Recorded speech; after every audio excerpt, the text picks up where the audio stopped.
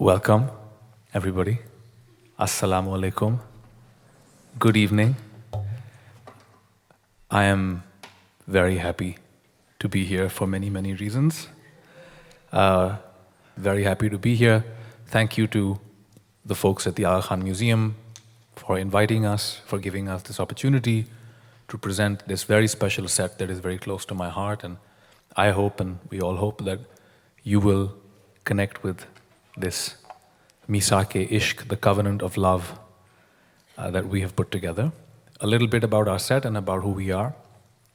I am Ali Sethi, a singer from Lahore. This is Noah Georgeson. Noah is, yes. Noah is a Grammy-winning, very accomplished, well-known guitarist, producer, instrumentalist. You will know him from many, many wonderful artists like Devendra Banhart, Joanna Newsom, many others that he's produced. He's also done the title track for Narcos, which is that wonderful Netflix show. Yes. Alas, I will not be able to sing in Spanish tonight.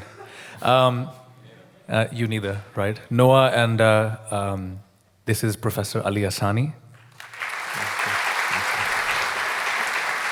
My guru, my ustad, my teacher, my mentor. I first met Professor Asani, I don't even want to say how many years ago.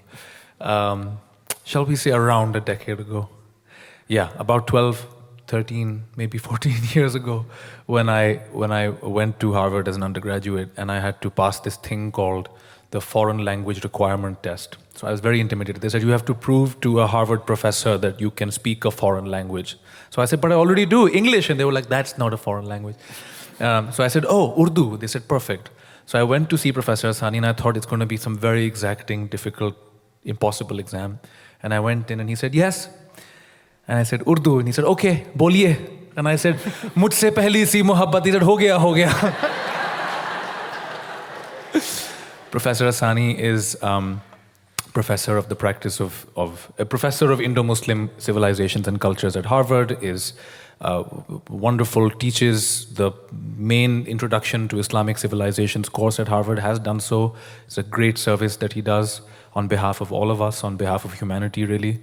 And what I didn't realize when I was his student, but what I see now and appreciate greatly, is that he advocates, if I may put it thus, an aesthetic approach to Muslim culture and civilization. So while there's all this discourse about Al-Qaeda and Al-Qaeda and all the rest of the, permutations and combinations of the demon of Muslim ness in the world, here is Professor Asani saying there's also Qawwali, there's also calligraphy, there's also Rumi, there's also Hafiz, there's also Faiz. And this set that we've put together, Misaq-e-Ishq, arises out of that relationship that we formed as Ustad Shagird at Harvard many years ago. Joining us today in this set, we have Mehul Joshi on tabla and dholak, and we have the wonderful Ustad Asad Khan on harmonium. All right.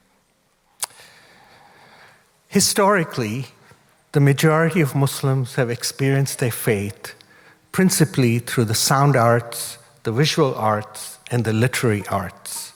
And they continue to do so today.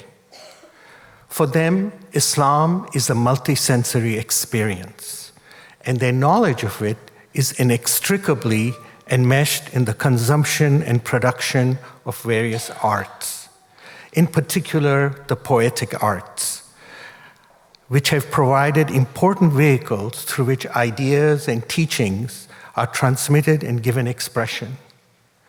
The poetic arts also constitute a type of knowledge that is emotive, helping audiences relate to and experience the transcendent in immediate and transformative ways. Indeed, for many Muslims, the poetic arts aptly evoke the complexity and beauty and aesthetic power of their faith. This evening, we will embark on a journey exploring the ways in which some of the great Muslim mystic poets of South Asia have introduced their audiences to a way of being, a way of conceiving the divine and what it means to be human that is embedded in poetry and music. Ajmer Sharif in Rajasthan ranks amongst the most important places of pilgrimage in South Asia. For many centuries, millions of people of all faiths and socio-economic class traveled to the city to pay their respects to Khwaja Moinuddin Chishti, a Sufi master who was buried there in 1236. Some Muslims from the region have considered pilgrimage to this shrine as equivalent of going to Mecca. Over the centuries, an impressive list of dignitaries have visited this sacred place to pay their respects. Given the tremendous historical and spiritual significance of this place, a couple of years ago, I accompanied a group of alumni from Harvard Business School to the shrine. As we entered, we were met by Sayyid Salman Chishti, one of the Dargah's custodians. After a brief introduction, he led us to the center of the shrine, the tomb of Khwaja Moinuddin Chishti, to pay our respects by laying a chadar, it's a decorative cloth over the tomb, and offer garlands of roses. The crowded room was filled with sweet fragrance of rose petals and incense sticks, while someone went around sprinkling rose water on everyone. And everyone was offering prayers and supplications. In the background, one could hear rhythmic singing of qawwali, the genre of devotional music associated with the shrines across the subcontinent. As we approached the shrine, Sayyid Salman Chishti asked my group to hold up in the air the chadar, the tomb cloth that we were going to put on the shrine. And he said to everyone that I'm going to recite some prayers in Arabic and Urdu. And I want you to just keep the cloth up, and then when you're done, we'll put it on the grave. So as he started reciting these prayers, first in Arabic, then in Urdu, occasionally translating them in English, all of a sudden, he nudged me, because I was standing right next to him, and he said to me in Urdu, Professor Saab, dekho, ye ro rahe hain. And I opened my mouth, my ears, my eyes, it was like, he's saying that people are crying.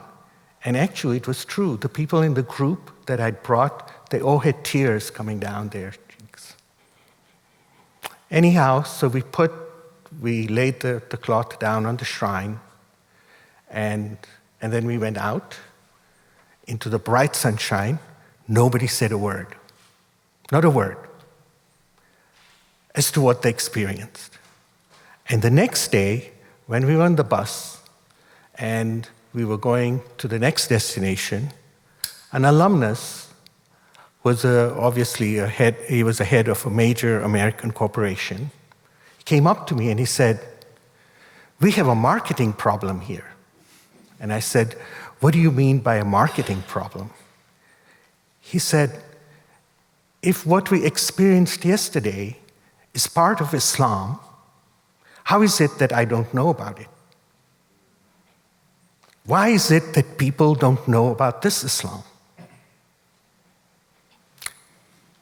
And then we had an interesting conversation. So let's talk about who was Moinuddin Chishti and how did he market Islam in the Indian subcontinent? Through love, poetry, and music. Born in Chisht, Afghanistan, Khwaja Moinuddin Chishti received a solid education in Islamic thought, particularly mysticism. According to tradition, he came to South Asia as a result of a command he received in a dream in which the Prophet Muhammad asked him to come to South Asia, eventually settling in Ajmer. Here he reached out to people of all faiths, especially the poor and the needy.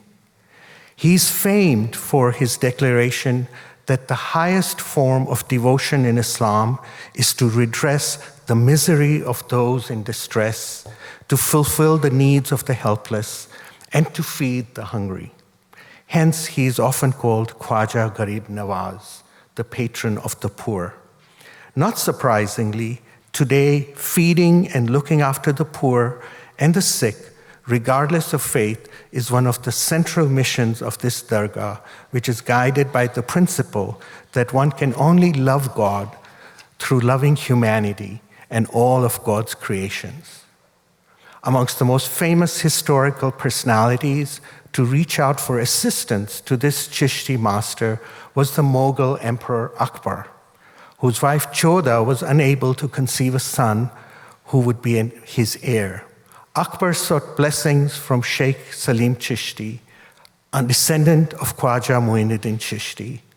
After the birth of his son, whom he named Salim after the holy man who had predicted his birth, a grateful emperor made 14 pilgrimages to Ajmer on foot. He donated a giant cooking pot, still used to this day to prepare food to feed the poor. Another important feature of Chishti practice that attracted millions to the shrine is the emphasis on singing poetry and listening to music as forms of worship, ways in which you can relate to the divine. It was an important means by which a person can transcend the material and connect, if only momentarily, with the spiritual.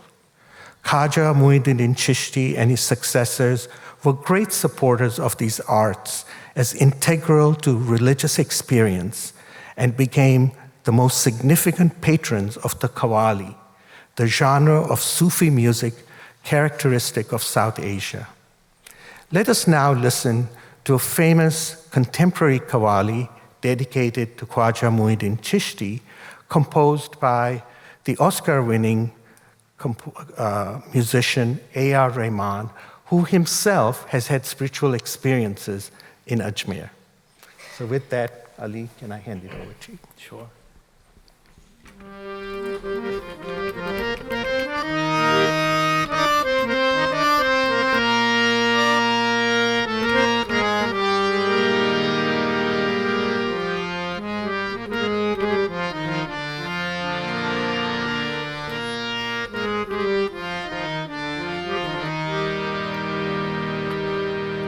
Ya Muinuddin, Ya Garib Nawaz, Khwaja,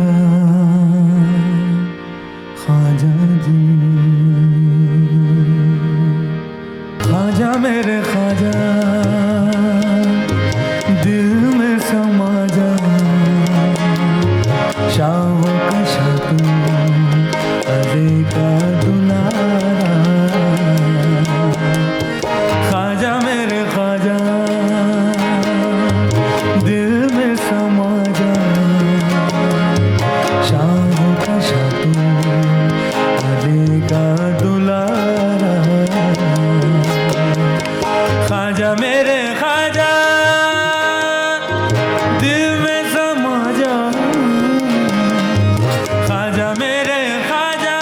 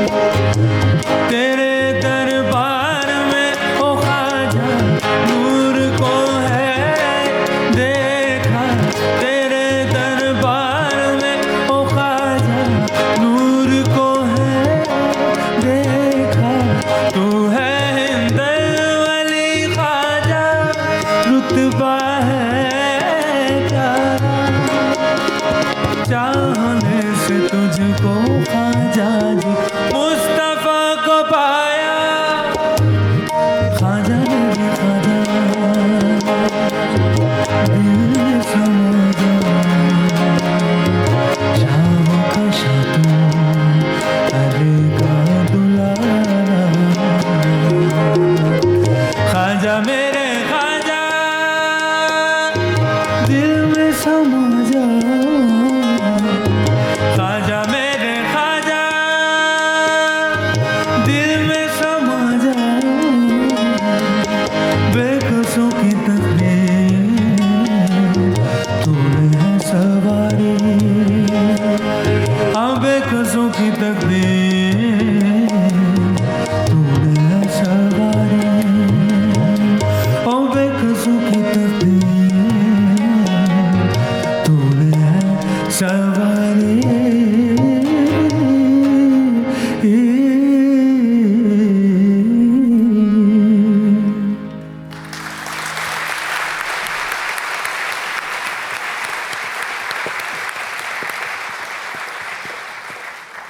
Okay.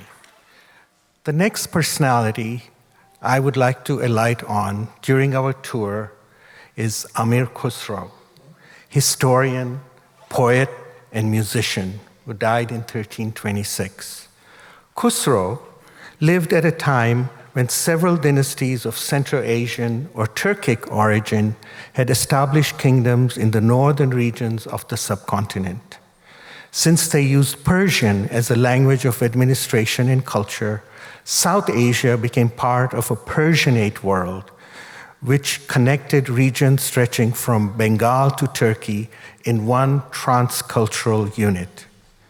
As an early cosmopolitan, Amir Khusrow, through his Persian poetry, identified on the one hand with this larger Persian literary world, while through his Hindu compositions, he showed his affiliation with the Indic world.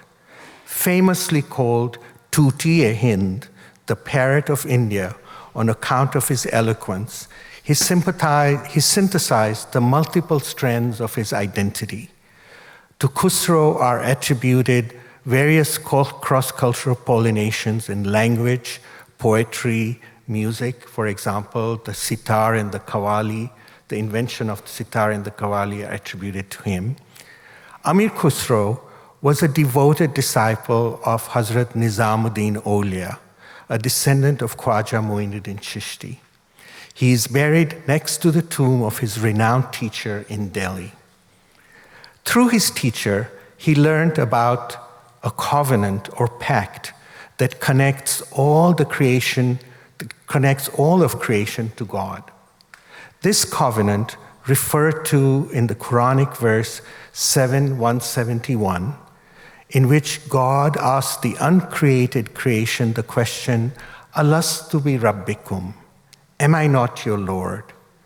And the uncreated creation came into being, into existence by responding, Bala Shahidna, yes, we witness it.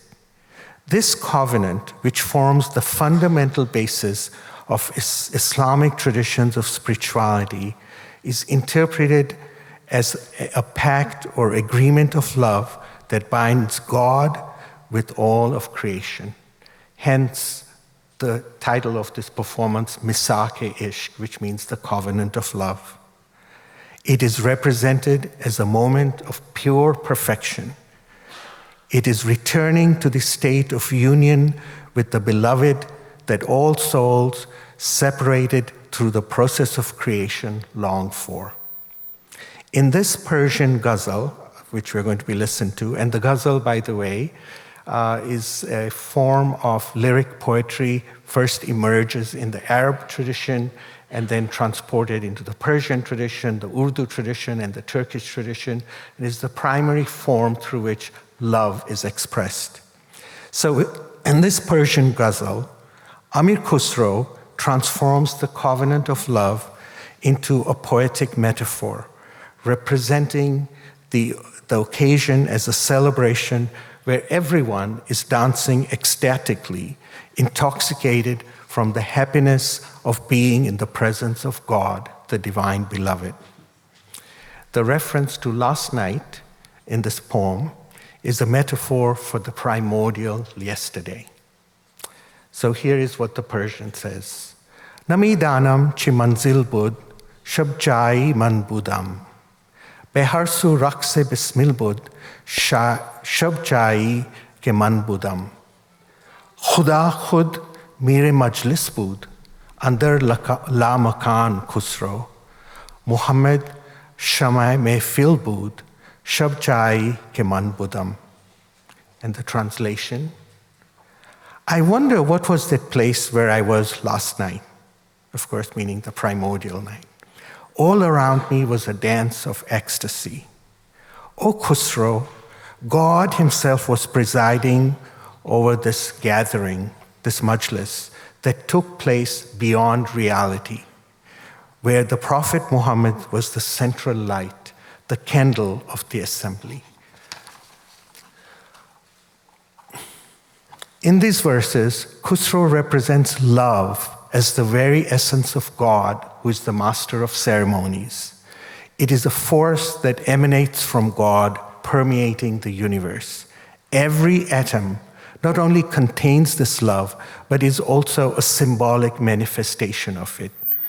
Interestingly, this conception of God as love eventually led to a reformulation in some circles of the first phrase of the Muslim creed of faith, the Shahada, from the conventional, there is no God but God, to there is no God but love. La ilaha illal ishq.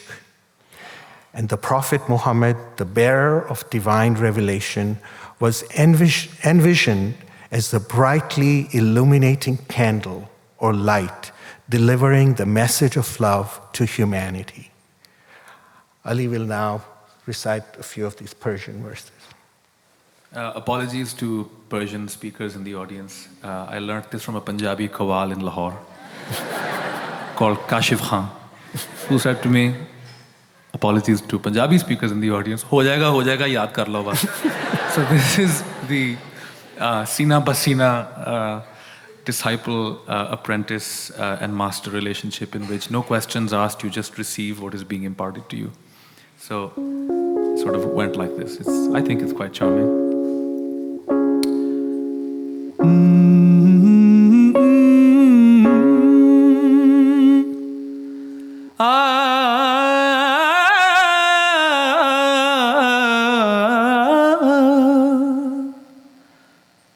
Namidanam che manzil bood,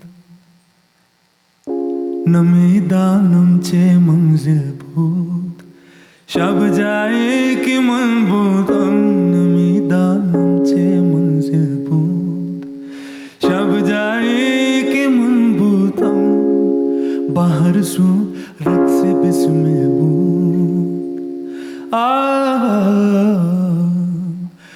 बाहर सू रक्स बिस्मिल बूद शब जाए कि मन बूद नमीदानम चे मंजिल बूद खुदा खुद मीर मजलिस बूद अंदर लाम का खुसरो खुदा खुद मीर मजलिस बूद अंदर लाम का मोहम्मद शम्मे महफिल बूद मोहम्मद शम्मे महफिल बूद शब जाए कि मन बूदम नमीदानम चे मंजिल बूद शब जाए कि मन बूदम बाहर सू रक्स बिस्मिल बूद शब जाए कि मन बूदम namidanam che manzil bood. Thank you.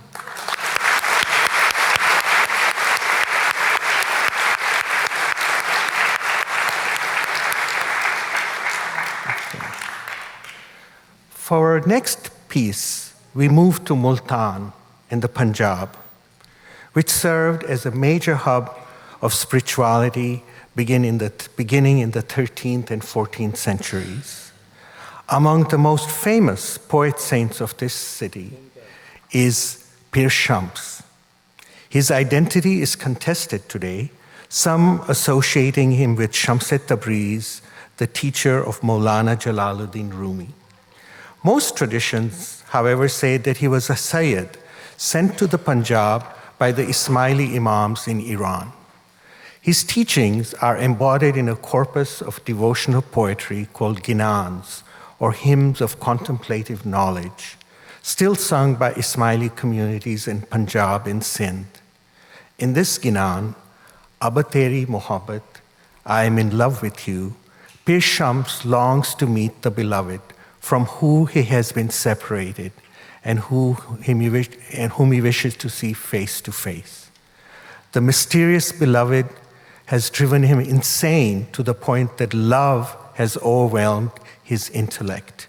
He longs for darshan, a vision of him.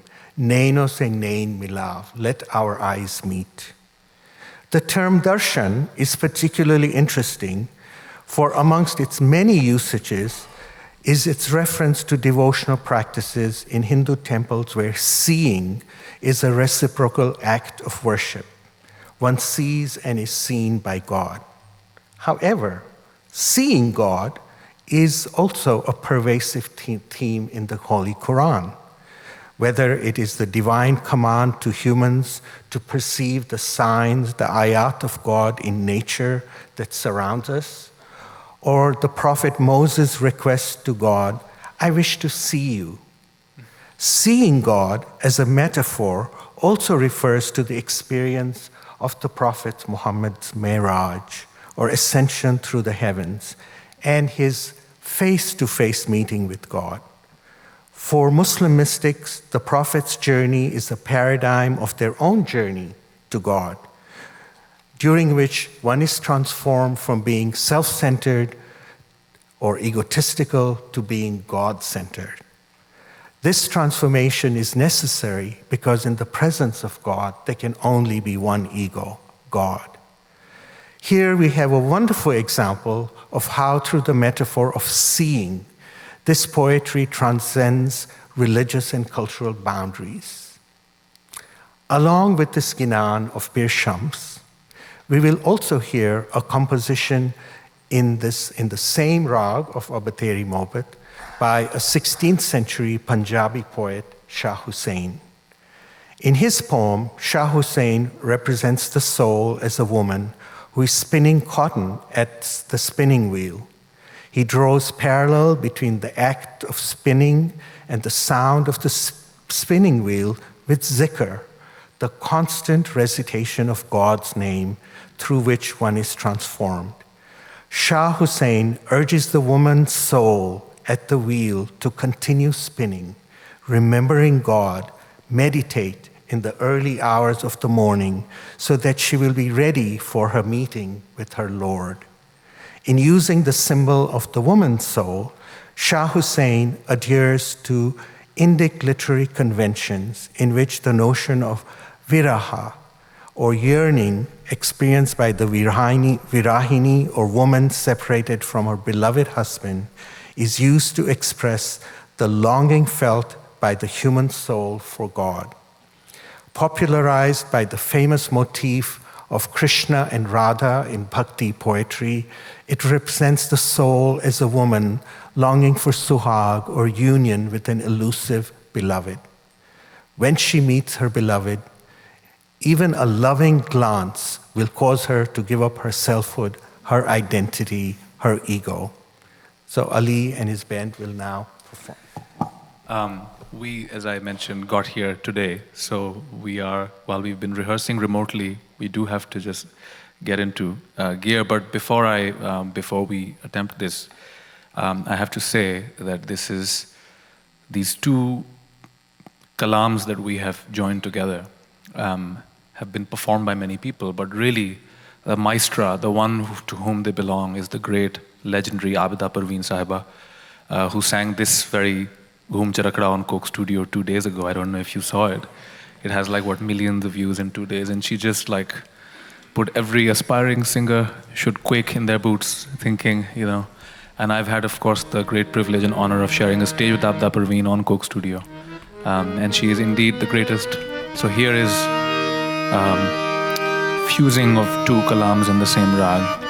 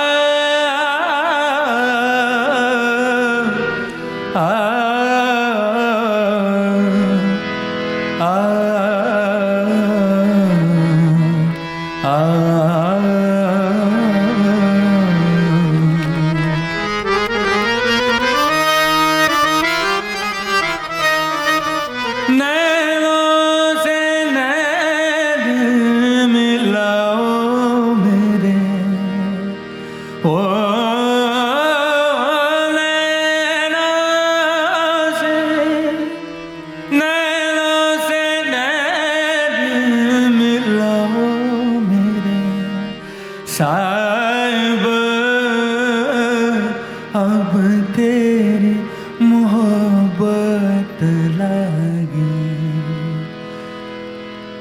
ए जी तेरी रमज़ान का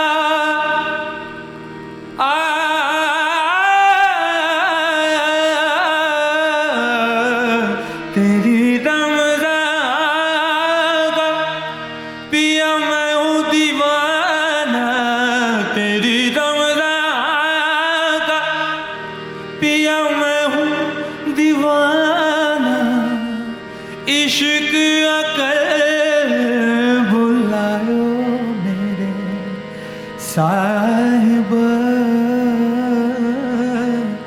अब तेरी मोहब्बत लागी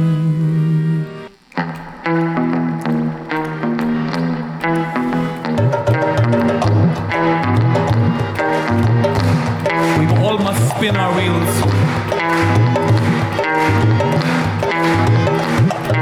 घूम चरकड़ा चरकड़ा घूम चरकड़ा हाँ घूम चरकड़ा चरकड़ा घूम चरकड़ा हाँ घूम चरकड़ा चरकड़ा घूम चरकड़ा ओ घूम चरकड़ा चरकड़ा घूम चरकड़ा साईं तेरी कत्तन वाली जी कत्तन वाली जीवे कत्तन वाली जीव नरिया वतन वाली जीवे घूम चरकड़ा चरकड़ा घूम चरकड़ा चरकड़ा घूम चरकड़ा चरकड़ा घूम चरकड़ा साईं तेरी कत्तन वाली जी कत्तन वाली जीवे कत्तन वाली कत्तन वाली जीव लरिया वतन वाली जीवे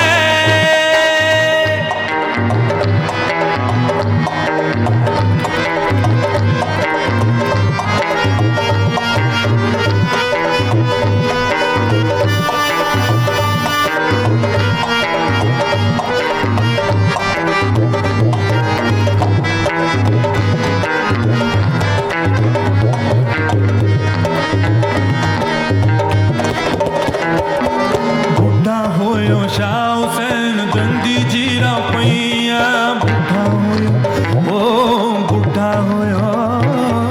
बुढ़ा होयो शाह हुसैन दंदी जीरा पैया उठ सवेरे ढूंढन ले तू उठ सवेरे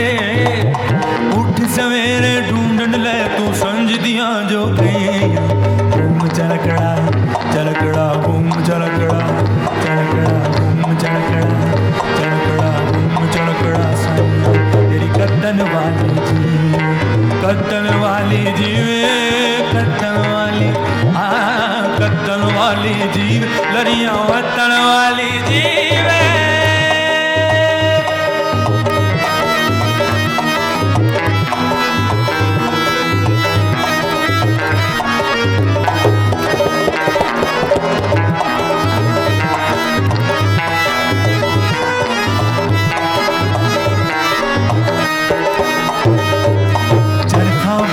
साईं साईं बेर बोले तू चरखा बोले ओ चरखा बोले चरखा बोले ओ चरखा बोले चरखा बोले साईं साईं बेर बोले तू चरखा बोले ओ चरखा बोले हो चरखा बोले साईं साईं बेर बोले तू कहे हुसैन फकीर निमाना कहे हुसैन फकीर निमाना मैं नहीं सब तू घूम चरकड़ा चरकड़ा घूम चरकड़ा चरकड़ा घूम चरकड़ा चरकड़ा घूम चरकड़ा चरकड़ा घूम चरकड़ा चरकड़ा घूम चरकड़ा चरकड़ा घूम चरकड़ा चरकड़ा घूम चरकड़ा चरकड़ा घूम चरकड़ा साईं तेरी कत्तन वाली जी कत्तन वाली जीवे कत्तन वाली जीव लड़िया वतन वाली जीवे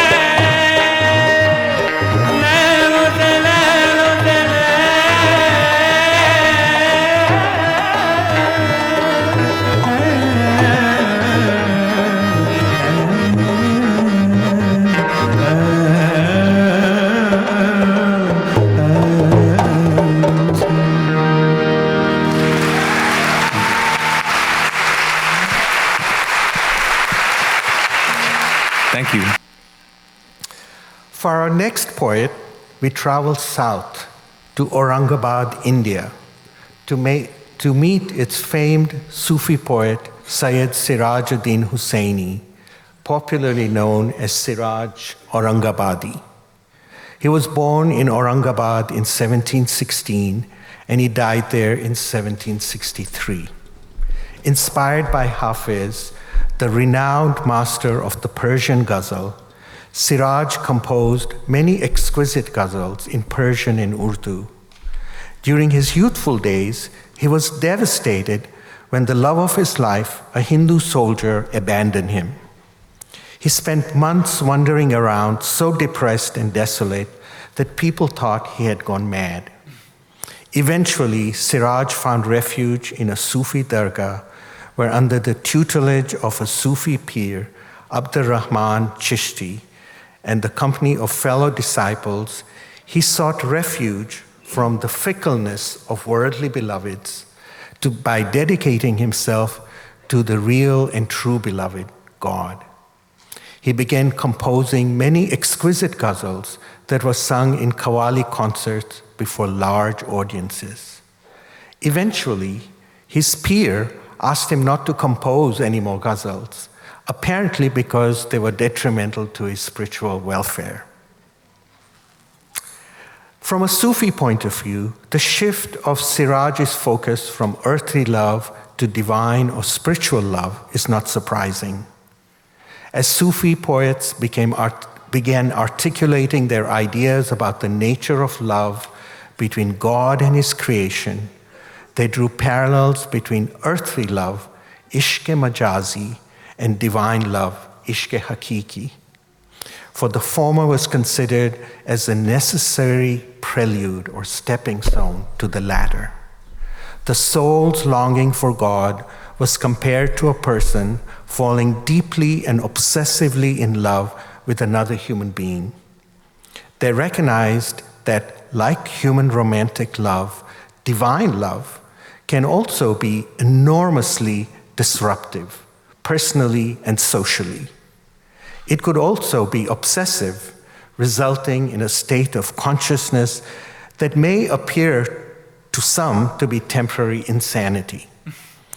Not surprisingly, passionate relationships between legendary couples, such as the star-crossed Layla Majnun or Yusuf and Potiphar's wife Zuleika, based on the account in the Quran, and even the 11th century ruler Mahmud of Ghazna and his devoted Ayaz, was chosen as examples of human love that could be interpreted in mystical or esoteric ways. Here are some verses from Siraj Aurangabadi's famous ghazal. Khabre tahyure ishq sun, na junoon raha, na pari rahi, na to tu raha, na to main raha, jo rahi, so bekhabari rahi. Listen to the confounding story of love, where neither crazed obsession nor charming beauty remain, where neither I remain nor you. All that remains is a state beyond awareness. In this verse, Siraj alludes to the transforming power of love, as a result of which the ego self, the sense of I-ness, self-consciousness disappears, and all distinctions are lost. Instead, there is a state beyond time and space, beyond rationality, beyond analysis, a state which cannot be described, where lover and beloved become one. चली सिमत गैब से एक हवा के चमन ज़हूर का जल गया, मगर एक शाख ए निहाल गम जिसे दिल कहे सो हरी रही. A sweeping wind came from the invisible world, setting aflame the garden of physical appearances. On the branch of the tree of grief, a single bud, let's call it the heart, remained green. This verse is reference to the Jalal, the awe-inspiring majesty of God, symbolized by the scorching wind, in the face of which everything in the intransient physical world perishes. The only thing that survives is a single bud, the human heart, for this is where love, God, eternally resides. A reference, of course, to the famous saying of the Prophet Muhammad, proclaiming that the heaven and earth cannot contain God, but the heart of the believer does. In the third verse, Siraj emphasizes the superiority of love over barren intellectual knowledge as a way of approaching and experiencing the divine beloved, a theme we have already encountered in the Ginan Ab Teri Mohabbat. वो अजब खरी थी मैं जिस खरी लिया दर्स नुस्खा-ए-इश्क का कि किताब अकल की ताक पर जूं धरी थी त्यों ही धरी रही. It was a wondrous moment when I learned a lesson from the treatise of love. Cast aside, the book of intellect remained unopened on the shelf. Ali, can you now please share with us the beautiful rendition you have created of this ghazal? Thank you, Professor Asani. The first time I encountered this text, this poem, was in your class, in your course, a reading for your course.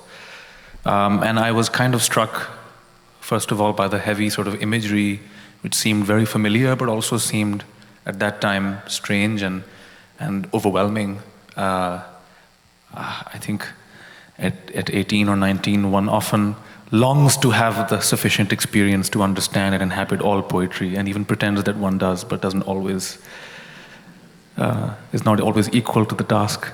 Many years later, here we are. I have made a tune for this, keeping in mind what my wonderful teachers, Ustad Nasiruddin Sami Sahab in Lahore and Farida Khanum Sahiba in Lahore, have taught me about ghazal gaiki, about the singing and rendering of ghazals, about beher, buhur, the wazan, ozan, the weight of the words in a ghazal, of how to carry them over into the beat cycles of tablas.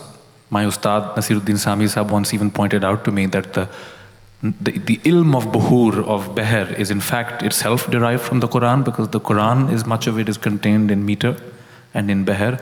And ultimately, all great poets have to be trained in Quranic recitation to be able to make sure that their wazan, that their ozan is.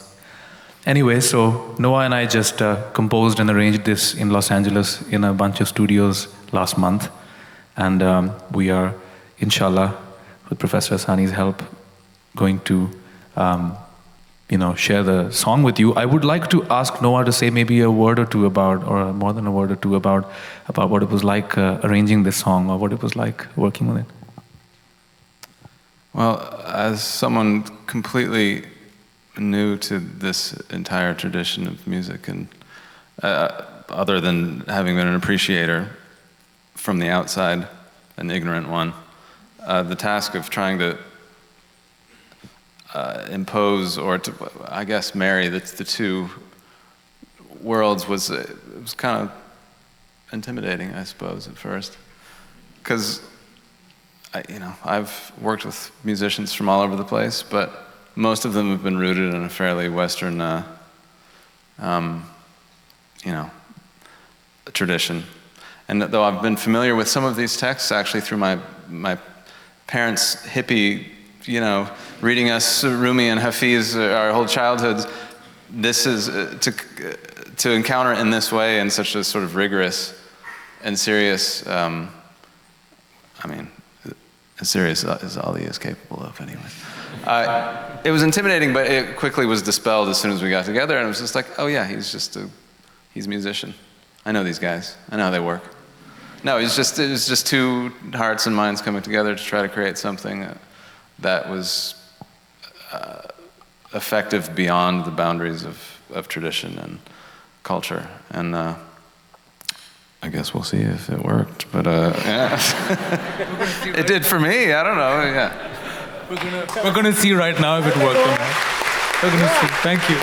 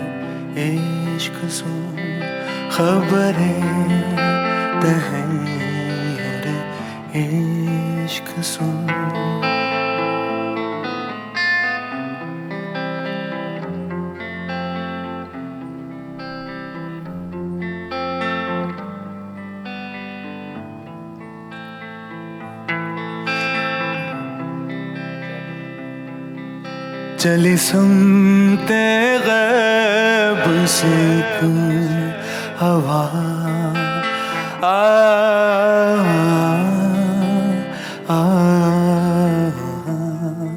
चली सुनते गैब से एक हवा के चमन सुरूर का जल गया चली एक हवा के चमन सुरूर का चल गया मगर एक शाख निहाल गम मगर एक शाख निहाल गम जिसे दिल कहे सो हरी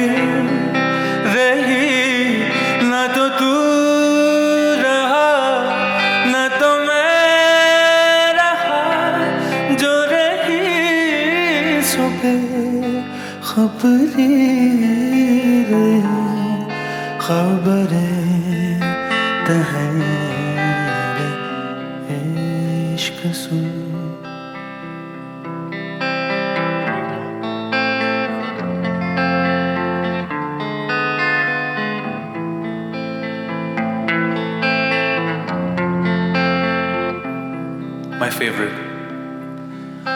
वो जब घड़ी थी कि जिस घड़ी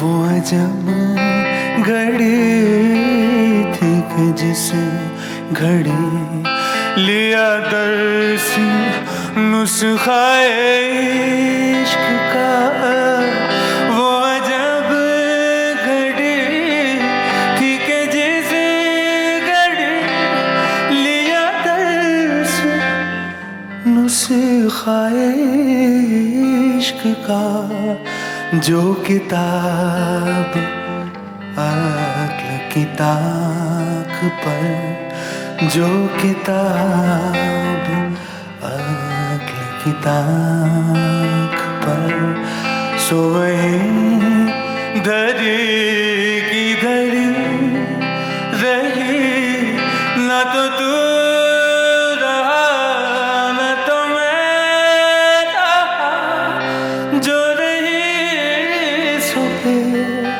खबरी रे खबरें तहैर इश्क सुन खबरें तहैर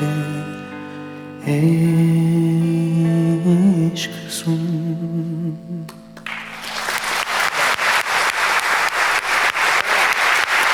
Thank you, Noah. Noah did the whole arrangement, the whole sort of, what kind of guitar are we going to use? All right, well, that was just astounding. And you can imagine for me, having taught Ali many years ago, this particular poem, and now I would have never, ever dreamt so many years ago that one day I would be on stage with Ali and we would be performing this poem. So thank you, Ali. Thank you for igniting the Shah Nihale Gham. Yeah. And anyway, one more comment I wanted to make about this poem. It is said that before his initiation into the spiritual path, the great Sufi master Rumi was a theologian and a scholar. One day, while he was reading a book on the banks of a river, a mysterious person walked by, snatched the book, and threw it into the river. Enraged, Rumi confronted the stranger, asking why he would do something so foolish. In response, the stranger fished out the book from the river and handed it completely dry to Rumi, and pointed out that the knowledge it contained was totally useless, for it cannot lead one to know God and to experience God. For this, one needs selfless love. The stranger turned out to be none other than Rumi's future mentor, Shams Tabriz, who initiated Rumi into the secrets of divine love that remain hidden to so many. So central is the love of God to Shams Tabriz's thought that he regarded the Quran, the book of passionate love, Ishq Nama. He says, if people do not understand that the Quran is a book about love, it is because they read the book with the eyes of jurisprudence or theology or philosophy. So we move on now to our next poet. We travel to Lahore, where we meet Faiz Ahmed Faiz. Yeah. Faiz Ahmed Faiz, one of the most celebrated contemporary writers of Urdu, who has been described as the unofficial poet laureate of Pakistan. Born in 1911 in Sialkot, Faiz was a nominee for the Nobel Prize in Literature and also recipient of the Lenin Peace Prize. Faiz was a humanist, a socialist, an outspoken critique of the economic injustices perpetuated by politicians and the wealthy. He highlighted the soul-numbing poverty that pervaded a feudal society. Because of his activism, he suffered imprisonment, narrowly escaping a death sentence. Because of the socialist tone of his compositions, he has been accused of introducing Marxism into Urdu poetry. However, in my opinion, Faiz was primarily inspired by Ghalib, one of the great poets of the Urdu ghazal. In this sense, he was heir to a centuries-old tradition of Sufi poetry. In one of his most famous nazms, Mujhse Pehli Si Mohabbat Na Mang, he begins with the traditional theme of love, addressing himself to the aloof beloved and pointing out that there are more sorrows in the world than the sorrows of love. There are other pleasures than the pleasure of union. He highlights the festering sores dripping with corruption in the body politic, and the cauldrons of disease and bodies smeared with blood in the streets, haunting sights that cannot be ignored by turning a blind eye. Although these themes may seem very modern and secular and socialist, they are in fact, ones that form the core of much Sufi poetry in South Asia, which is often filled with explicit or implicit critiques of structures of power, authority, oppression, and hegemonies of knowledge. And one can think of so many poets. Rumi does this, Bulleh Shah does this, Sultan Bahu does, they all do it. Indeed, Faiz's concerns echo those of the 13th century Sufi Khwaja Moinuddin Chishti, with whom we began. Unlike Moinuddin Chishti, Faiz seems to have been a strong proponent of the idea that God can be best loved through loving and caring for one's fellow humans and indeed all creation. Ali will now, and he will think, Mujhse pehli se. I have a little, that was an absolutely beautiful encapsulation of Faiz's life and his poetry and how really in this day and age when, you know, we are so many of us, and by us I don't just mean Pakistanis or Muslims, I mean students of literature, people who love literature, people who love music.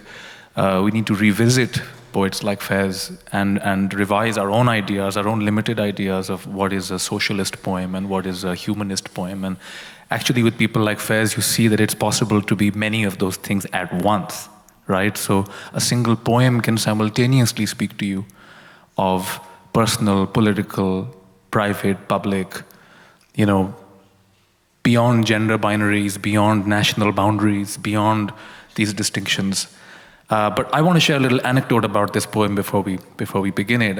In I think it was 1951, about 4 years after Pakistan's turbulent, unexpected creation, and after the traumatizing death of Pakistan's founding fathers, that Faiz Ahmed Faiz, a young serving officer in the military, was arrested along with a bunch of other people for conspiring against the state, right?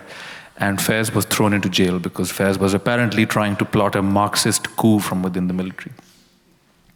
This was called famously the Rawalpindi conspiracy case, and Faiz, a young Faiz, spent I think 3 to 4 years in Hyderabad jail in Sindh, where a lot of that poetry of the desert comes, a lot of the imagery of the desert comes into his poetry after that period, because that was the view he had from his window for those 4 years.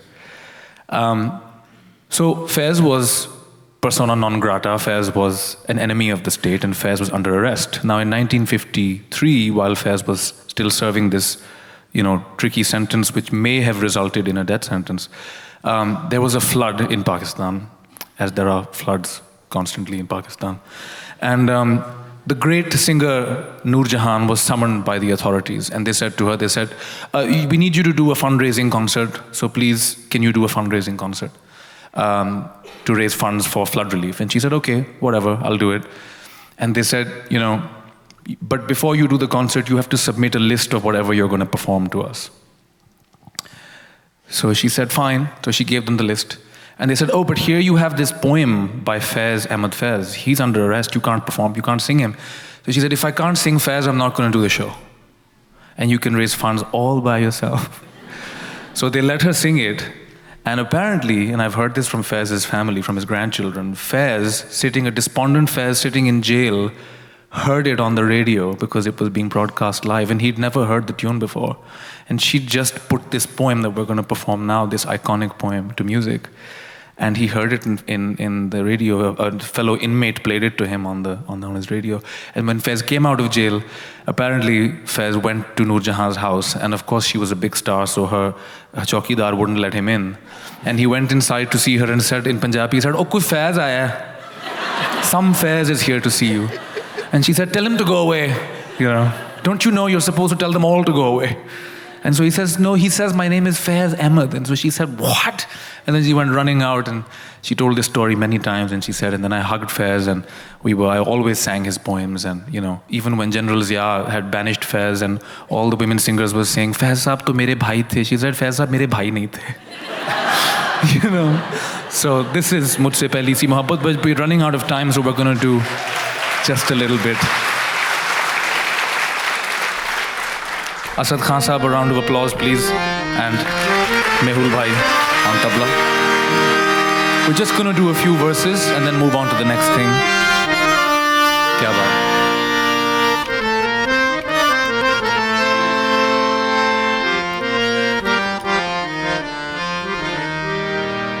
मैंने समझा था कि तू है तो दरख्शां है हयात, तेरा गम है तो गमे दहर का झगड़ा क्या, तेरी सूरत से है आलम में बहारों को सबा, तेरी आँखों के सिवा दुनिया में रखा क्या है, तेरी आँखों के सिवा दुनिया में रखा क्या है। तू जो मिल जाए तो तकदीर लिखूं हो जाए, यूं न था मैंने फकत चाहता हो जाए। हाँ मुझसे पहली सी मोहब्बत मेरे महबूब नामा, मुझसे पहले सी मोहब्बत मेरे महबूब नामा।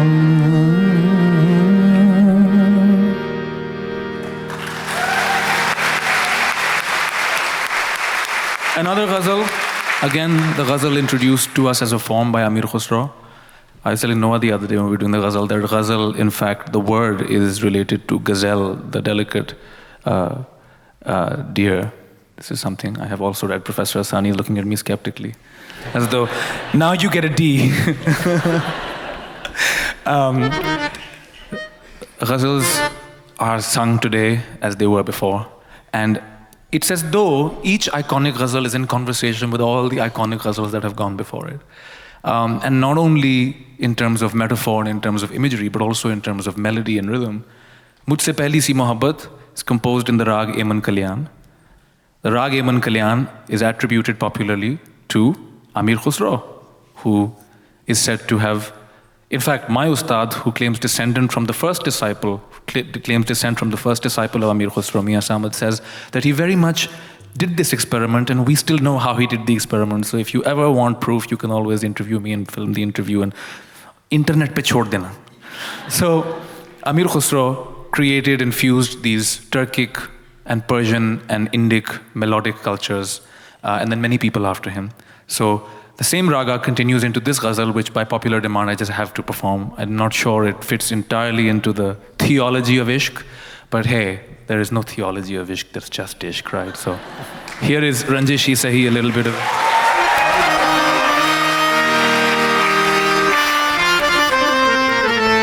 Kya baat?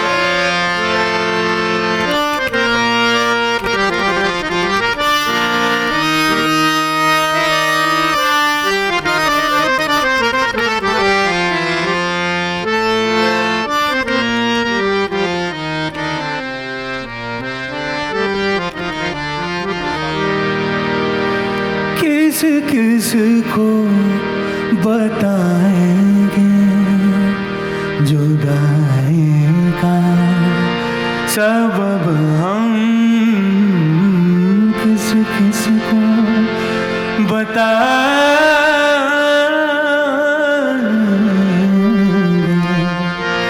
जुदाई का सबब हम, तू मुझसे खफा तो ज़बान के लिए रंजिश से, रंजिश से दिल दुखाने के लिए रंजिश से आप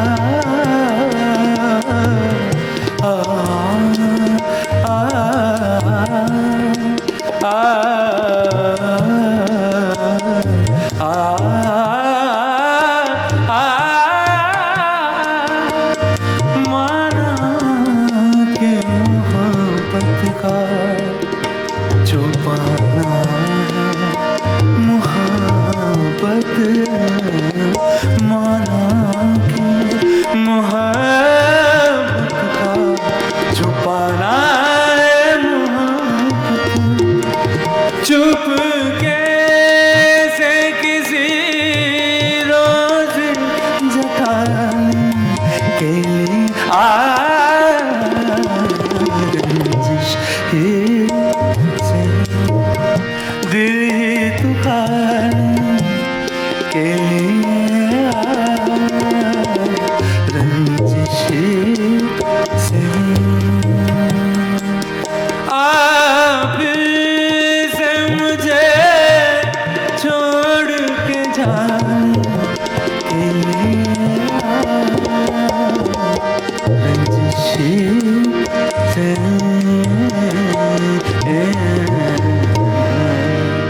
Thank you. You can see nothing escapes love. Love is everywhere, even in this beautiful contemporary ghazal.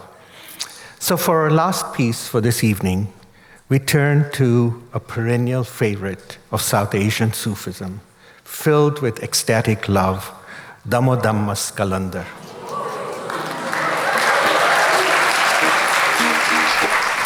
Sufism is alive and well, I can. It is associated, people know the song, but I think it'd be interesting to go into the history of this song.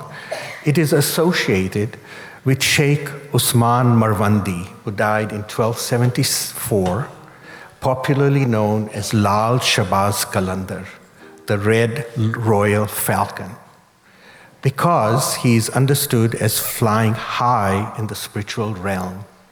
And about the Lal, the red, there are many stories about why he's called red. Why? One of them is that he once sat on a cauldron of hot red dye that was boiling, and as a result, all his garments and his body became red. He's understood, however, as flying high in the spiritual realm. There are many stories about this Kalandar, a mendicant who traveled from place to place in search for ecstatic mystical experiences, sometimes humiliating himself, provoking others, and seeking blame to tame his own nafs, or ego self, through the greater jihad, the fight, what's called the greater jihad, the fight against one's own nafs.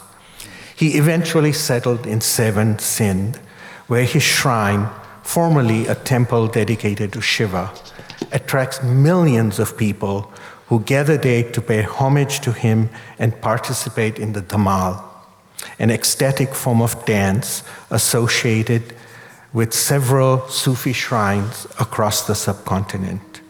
All distinctions of caste, social class, gender, and religion break down at this shrine as people participate freely in dancing.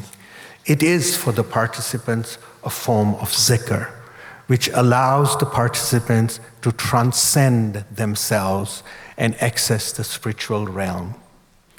The formula dam mast kalandar means through repeated breaths, of course, and that's in reference to zikr, through the repeated meditation. O kalandar, intoxicated, O intoxicated kalandar, O one who is intoxicated by God. The song is a living text that is new lines and verses are added to it from one generation to another generation. So you can see the progress of this text through the centuries.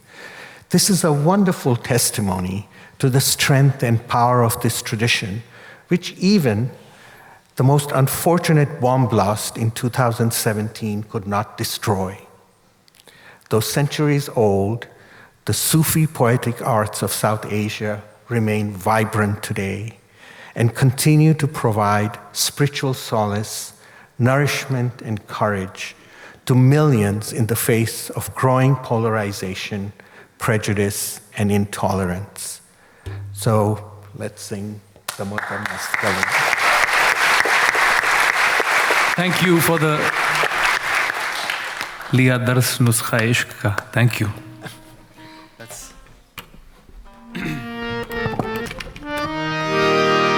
We begin with Khwaja Moinuddin Chishti, who advocates music as a passage to the divine, with Amir Khusrow in the 13th century, who's sitting in his mystical lab, making tablas, sitars, coming up with new riddles that have Persian, Hindi, Brij Bhasha, other languages thrown in with the rag that he is supposed to have invented. And this song, Ho Lal Meri Patrakhiyo Bala Damadam Mas Kalandar, is also set in Rag Eman Kalyan. It is the most infectious, I won't even say arguably the most infectious, it is the most infectious, the most popular song in contemporary South Asia today. No concert can conclude without it. And what does that tell you about who we are, about that ek shakhe nihale gham, jise dil kahe so hari rahi? Very proud to be here. Professor Asani, Noah, thank you Asad Saab, thank you Mehul, thank you to the audience and to the museum. Here is the Madam Maskalanda.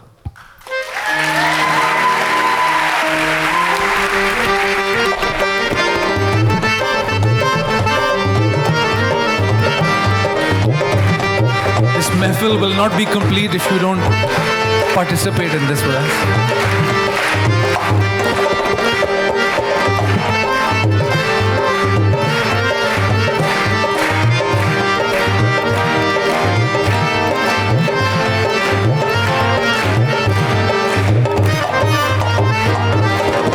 हो लाज मेरी पत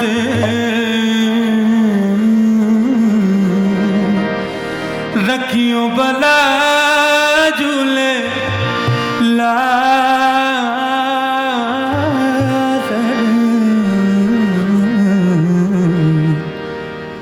हो लाल मेरी पत रखियो बला झूले लालन हो लाल मेरी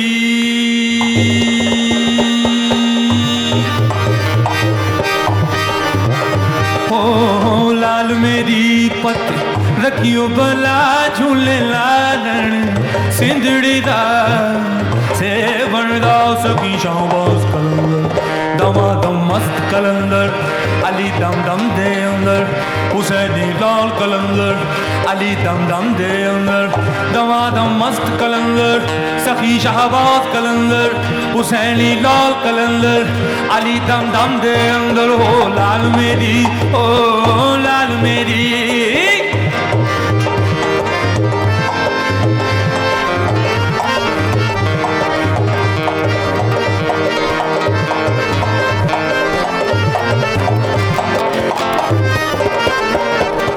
चार चराग तेरे बलन हमेशा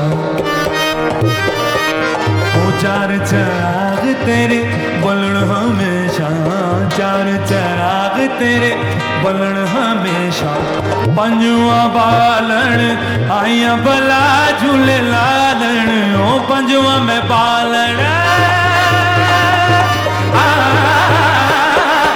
पंजवा में बालन आइया भला झूले लालन सिंधड़ी दा से बन राव सखी शाहबाज कलंदर दमादम मस्त कलंदर अली दम दम दे अंदर हुसैनी लाल कलंदर अली दा पहला नंबर दमादम मस्त कलंदर सखी शाहबाज कलंदर हुसैनी लाल कलंदर अली दम दम दे अंदर हो लाल मेरी ओ लाल मेरी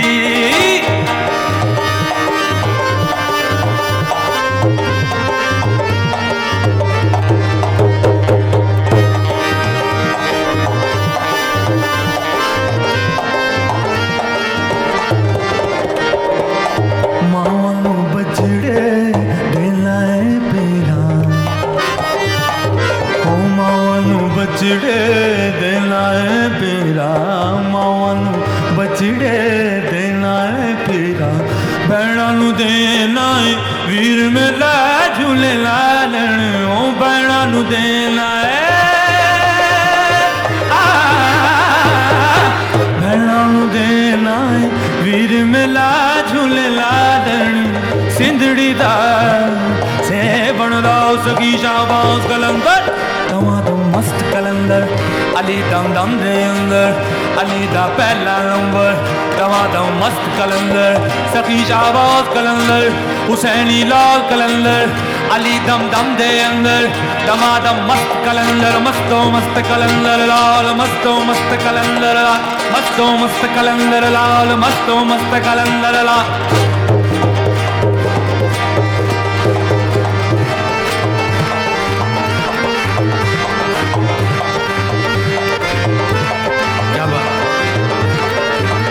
There's a special hole at Severn, at the shrine.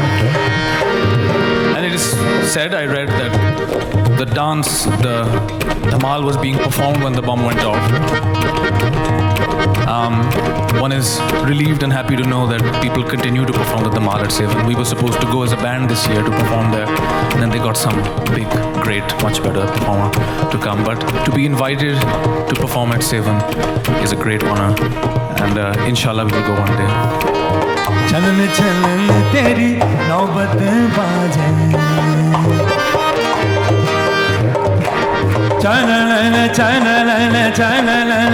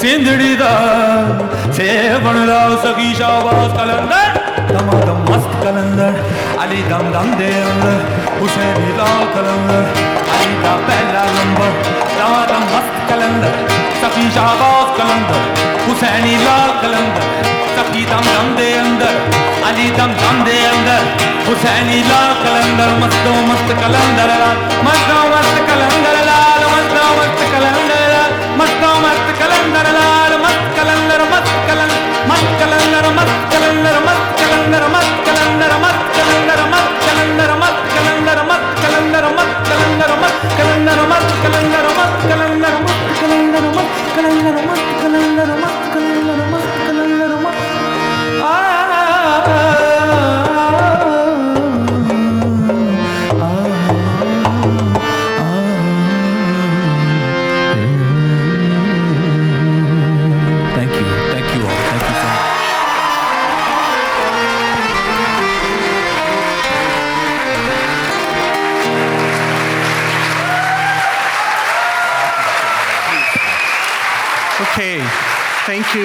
Thank you so much. I wanted to, just as he was singing all of this, and I was thinking about my own relationship with Ali as a student of mine who's now performing, I had to remember my own teacher, who of course didn't teach me to sing and perform, but who taught me to appreciate poetry. And the rich, rich heritage of poetry in the Muslim world, and that's none other than the late Anne-Marie Schimmel. And so in a certain way, there's a strange silsila that goes through now. But one thing that she used to quote me, a German philosopher, I'm sorry, I don't remember the name, but he said that through poetry, you can understand more about a culture and its people than its miserable political histories. So with that, we'll start.